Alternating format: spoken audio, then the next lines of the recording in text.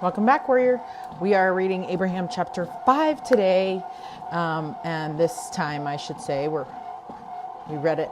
We read chapter 4 earlier. Okay, so the preface says, the gods finish their planning of the creation of all things. They bring to pass the creation according to their plans.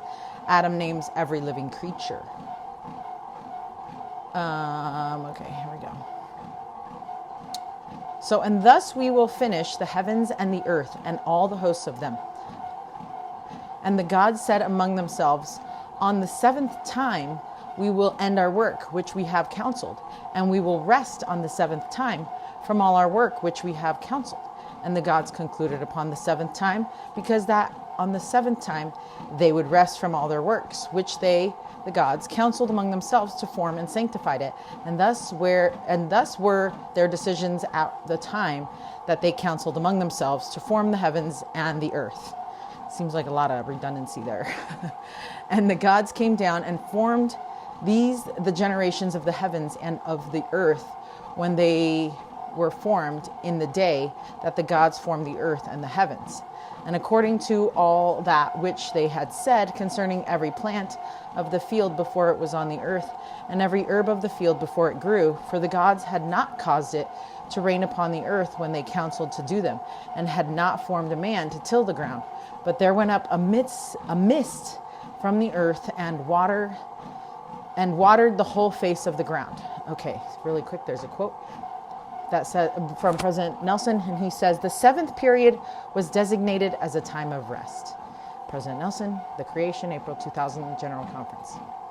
Okay, now verse 7. And the gods formed man from the dust of the ground, and took his spirit, that is the man's spirit, and put it into him, and breathed into his nostrils the breath of life, and man became a living soul. Okay, so the living soul. Here is the dual nature of man. We are both body and spirit. President Nelson explained this. Development of the spirit is of eternal consequence. The attributes by which we shall be judged one day are those of the spirit. These include the virtues of integrity, compassion, love, and more. Your spirit, by being housed in your body, is able to develop and express these attributes in ways that are vital to your eternal progression. Spirit and body, when joined together, become a living soul, a supernal worth. Indeed, we are children of God, physically and spiritually. End quote. President Russell M. Nelson, We Are Children of God, October 1998 General Conference. Okay, I love thinking about these things like this, because each one of us is unique too, because of our spiritual gifts and physical attributes and abilities, right? And our experiences, like everything that we go through shapes the person that we are going to be tomorrow, right? Okay, and then verse 8. The gods planted a garden eastward in Eden, and there they put the man whose spirit they had put into the body which they had formed. And out of the ground made the gods to grow every tree that is pleasant in the sight and good for food, the tree of life also in the midst of the garden, and the tree of knowledge of good and evil. There was a river running out of Eden to water the garden. From thence it was parted and became into four heads. Okay, I've now read this so many times. I should know how to pronounce these words.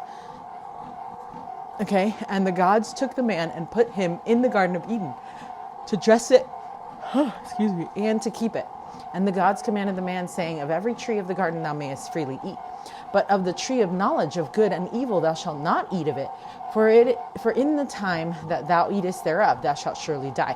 Now Abraham, saw that it was after the Lord's time, which was after the time of Kolob, for as yet the gods had not appointed unto Adam his reckoning. Okay. And the God said, let us make a helpmeet. Hold on, before I start there was a quote. Okay, so we're still on ending on verse 13. So President Joseph Fielding Smith gave us this insight into the choice that was placed before Adam and Eve in the Garden of Eden. The Lord said to Adam that if he wished to remain as he was in the garden, then he was not to eat the fruit. But if he desired to eat it and partake of death, he was at liberty to do so. End quote. Joseph Fielding Smith, Answers to Gospel Questions, Volume 4. Okay. that helps us understand a little bit more what's about, because remember, God gave the command to not eat of the tree, or to not eat of the tree, because if he did, he would die. But when we say die, what does that really mean, right? That means maybe transitioning to another world or another space, or like another level of us, or, video gamers know that if you die, you can respawn, right? And so it's like you respawn as something else, or with something else, or in a different place, or, you know what I mean? So like you can, when you die, it's not like the final death, right? So maybe the way that they translated the word is not supposed to mean that you would die and literally the game's over, you can't keep playing, it's done and whatever, right? But maybe it just means you're going to now a different place and you can't come back to this place because you chose not to be here anymore, right? By partaking of this fruit. So I do love that. But also there was that command was given only to Adam before Eve even came on the scene. Now, obviously that doesn't mean that when commandments are given, if you weren't present, it doesn't apply to you. I feel like that we wouldn't have any commandments, right? Like nobody would do anything. And so I do feel like even though Eve was not present, the command to not eat, or you would go to a different place, still stood, right? And I believe that Adam would have definitely communicated that to Eve in some way or multiple ways, right? Because that was something that Heavenly Father and Jesus Christ told him. And so it was like, he's going to pass down anything that he learned beforehand, right? Like that's what happens.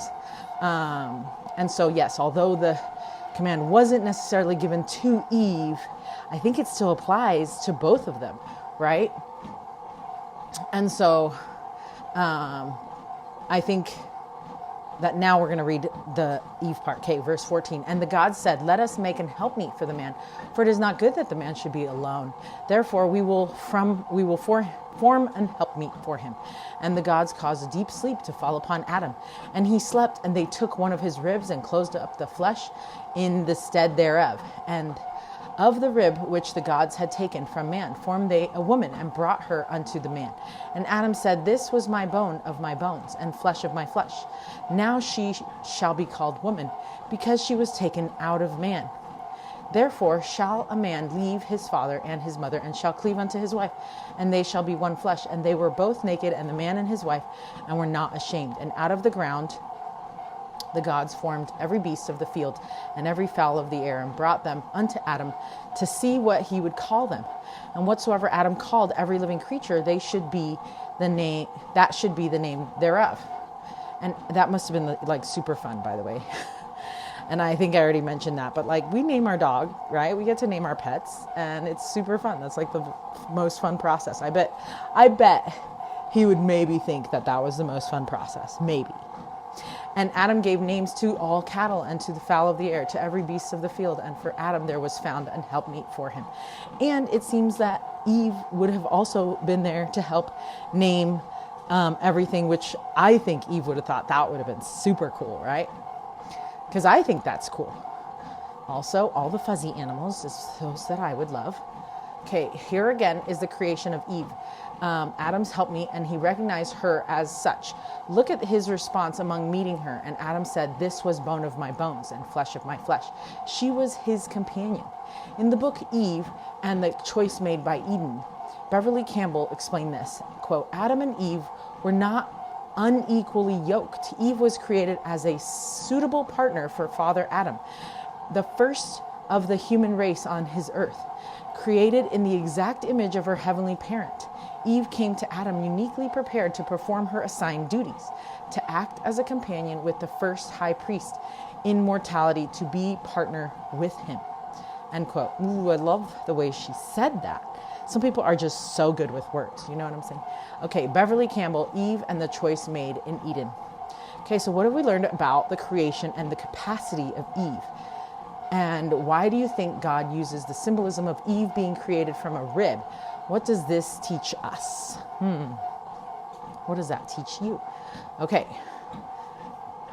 So we are officially done reading the Come Follow Me sections for this week, just in time for church and Sunday school to be able to talk about all the things, right, that we learned. Okay, here's our Read It, Live It. It says from verse 7, and the gods formed man from the dust, right? A lot of things come from the dust. The scriptures come from the dust. Man comes from the dust. You know, it's like everything, plants, trees, everything comes from the dust, right? Something about the dust is very special. Dust is not glamorous, but in God's hands, it can become life. Ooh, I love that. Holiness from dust. And maybe that's the whole thing that we think about when we sprinkle, like it's for princesses, where we sprinkle glitter and magic dust, right? And it just kind of makes me think of that in God's hands, even dust can be magnificent, something amazing, something awesome. And then the bottom here, the challenge or whatever you want to call that section, says, put yourself in his hands. Oh, yes, right? Because he can make so much out of us, so much more out of us than we can on our own. And so gotta love that. All right. So that is it. Let me show you this picture really quick. Actually, we're going to be going to the Clark Planetarium this weekend on Monday, and it's going to be so cool because this is like creation period, right? And so like how perfect of an activity to go to a planetarium to like see stars and see the worlds and all the things that God has created for us. Anyways, I think that's great. So that's it. Stay strong, warrior, until the next section in Come Follow Me.